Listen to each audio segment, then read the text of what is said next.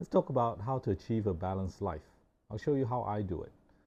Let me show you this chart that I keep called my life load chart. On there, I put everything that contributes to my stress load, either positively, where I color it green, or negatively, where I color it red. The more it contributes, the bigger I make the box. So with this one chart, I can see in one look what are the green boxes that contributes to lifting me up and what are the red boxes that are challenges for me.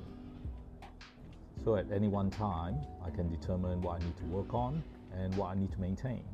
I can see, for instance, my home is a big positive contributor to my life load, and so I need to work to maintain it. You can also see, for instance, my health problems, my reflux, my short-sightedness. These are things that will always be a challenge for me, and I need to keep up maintaining it. The challenges aren't the problem.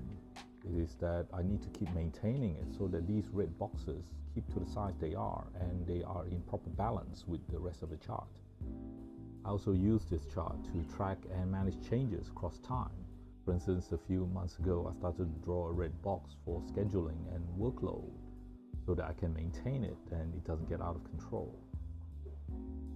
Most of us would live through many life events that significantly disrupt us. And with this chart, I can plan for how those changes are going to affect me and how to manage it as it's happening. If I move house, I will see that not only does it disrupt the house, but also disrupt my relationships, for instance, with my neighbors. It also disrupts the activities that I have around the house, like my bushwalking. Life will go up and down, and it is managing the balance, not only at one point in time, but also across time, that allows us to have a healthy and happy life. There is a misconception out there that having a balanced life means that you can't do all-nighters or you must have the same new balance every day. That's not our current understanding of optimal health and well-being. Temporary disruptions like staying up to finish a project or to do an assignment isn't the problem. Our bodies and minds are resilient and will adapt to them. But it is when the whole balance is off, when, for instance, a disruption to sleep continues to be disruptions to sleep and it starts then affecting work and starts affecting relationships and starts affecting your recreation, it is when the whole thing goes red that it becomes a problem.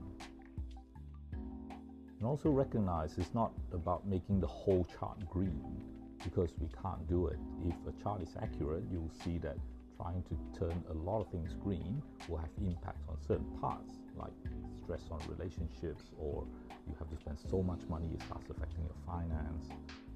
So it is about a balance. It is finding what balance actually works for you.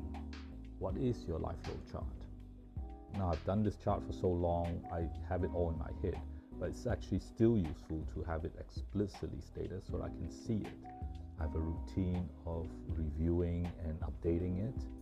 I externalize and manage it as a chart so that I don't have to rely on my memory or my mood or some mental gymnastics in order to manage it.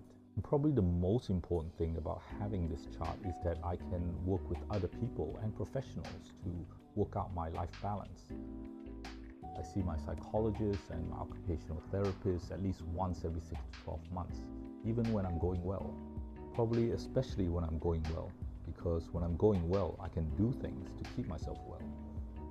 So I send them my chart, they can review it, and then we can talk through it. It's a great collaboration tool. So there you go, that's how I keep my life balanced.